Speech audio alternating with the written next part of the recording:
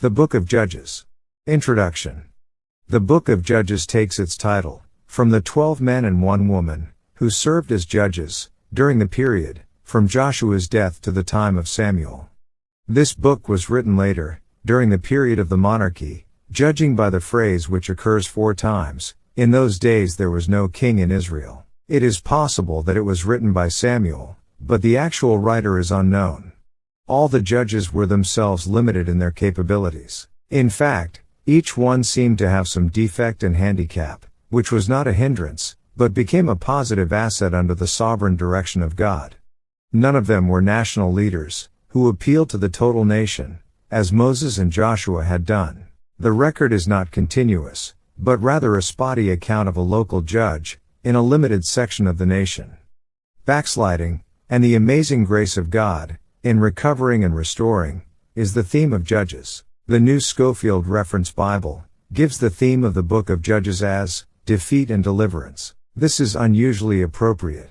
There is, however, another aspect which this book emphasizes: disappointment. The children of Israel entered the land of promise with high hopes and exuberant expectation. You would expect these people, who were delivered out of Egypt, led through the wilderness for 40 years, and brought into the land, with such demonstration of God's power and direction, to attain a high level of living and victory in the land, and in their lives. Such was not the case. They failed ignobly, and suffered miserable defeat after defeat. The Book of Judges is a philosophy of history. Righteousness exalteth a nation, but sin is a reproach to any people. Proverbs 14:34. 1. Historically, it records the history of the nation, from the death of Joshua to Samuel, who was the last of the judges, and the first of the prophets. It bridges the gap between Joshua and the rise of the monarchy. There was no leader to take Joshua's place, in the way he had taken Moses' place. This was the trial period of the theocracy, after they entered the land. 2. Morally, it is the time of the deep declension of the people, as they turned from God, the unseen leader, and descended to the low level of, "In those days there was no king in Israel. Every man did that which was right in his own eyes." Compare Judges 1:1 with 20:18.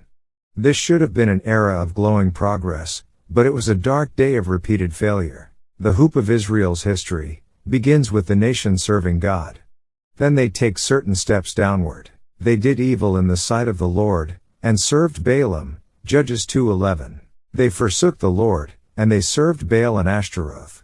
The anger of the Lord was hot against Israel, and he delivered them into the hands of their enemies. Israel entered a time of servitude. Soon Israel cried out to God, in their sad plight and distress. They turned to God and repented. God heard their prayers, and raised up judges, through whom they were delivered. Then again the nation served God. Soon the same old story repeated itself.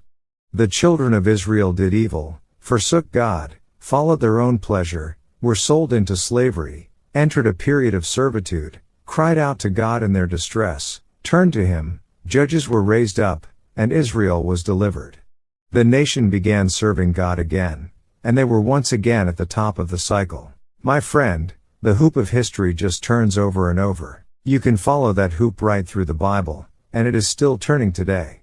The old bromide, history repeats itself, is absolutely true. The book of Isaiah opens with God giving this philosophy of history. Isaiah outlines 3 steps that cause the downfall of nations. 1. Spiritual apostasy. 2. Moral awfulness. And 3. Political anarchy, which is the final stage of any nation. These steps have destroyed nations down through history. If you want to know just how up-to-date the Book of Judges is, listen to the words of the late General Douglas MacArthur. In this day of gathering storms, as moral deterioration of political power spreads its growing infection, it is essential that every spiritual force be mobilized to defend and preserve the religious base upon which this nation is founded, for it has been that base which has been the motivating impulse to our moral and national growth. History fails to record a single precedent in which nations subject to moral decay have not passed into political and economic decline. There has been either a spiritual reawakening to overcome the moral lapse, or a progressive deterioration leading to ultimate national disaster.